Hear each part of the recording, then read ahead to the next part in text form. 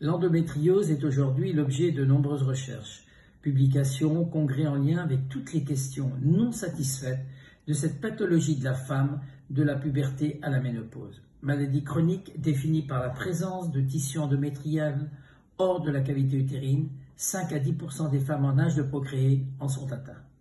Les mécanismes à l'origine de cette pathologie sont multifactoriels, complexes, incomplètement élucidés malgré les recherches récentes. De la puberté à la ménopause, elle s'exprime de façon différente, parfois imprévisible dans sa symptomatologie, sa réaction aux différents traitements médicaux et chirurgicaux. Rarement curatifs, les traitements ont le plus souvent été symptomatiques. Les deux symptômes les plus fréquemment associés sont douleur et infertilité. Les douleurs sont parfois invalidantes et altèrent nos compagnes dans la qualité de leur vie.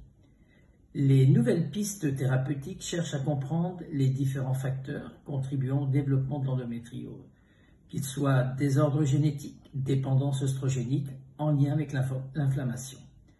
Désordres immunologiques et perturbateurs environnementaux ne sont pas à négliger. Le stress oxydatif dans la physiopathologie de l'endométriose est considéré depuis plusieurs décennies comme un des constituants majeurs de la réponse inflammatoire associée à l'endométriose. Les radicaux libres sont certainement des médiateurs qui interfèrent dans la prolifération des cellules endométriosiques.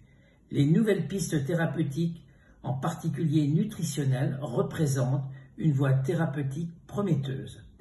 Rappelons que les facteurs de risque engendrés par les facteurs nutritionnels peuvent contribuer à participer au stress oxydatif. Les recherches thérapeutiques se sont donc orientées vers des agents ayant une action antioxydante, antiproliférative, anti-inflammatoire, antalgique et anti-œstrogénique. Les traitements médicaux et chirurgicaux actuellement proposés apportent qu'en partie la preuve de leur efficacité.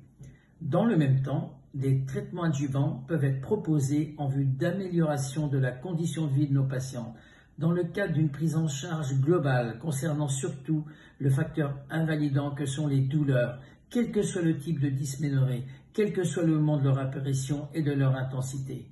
Le laboratoire Nutrilab propose de réduire les manifestations en lien avec le syndrome douloureux par un traitement ciblant la carence en oligométaux. Il s'agit de Nutri-Endo et Nutri-Endo 2. Nous avons pu le tester dans le cadre de l'endométriose classée stade 1 et 2 selon la classification de l'American Fertility Society, soit stade minime ou léger. Nous avons pu constater la disparition des symptômes invalidants, rémission de la dysménorrhée, de l'intensité douloureuse, cycle se régularisant.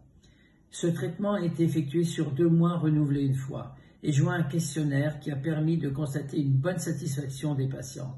Cet apport en oligométaux a procuré aux patientes une amélioration de leur sommeil, une diminution de l'irritabilité et une certaine paix psychologique. Ce traitement évite-t-il des rechutes rapides et fréquentes? Une prise séquentielle de rappel en plusieurs séquences peut être induite et poursuivie. Nous n'avons pu observer aucun effet secondaire et malgré la séquence de comprimés à prendre, l'observance et la tolérance étaient de qualité et à tout fait acceptées. Une arme intéressante à ne pas négliger dans notre arsenal thérapeutique.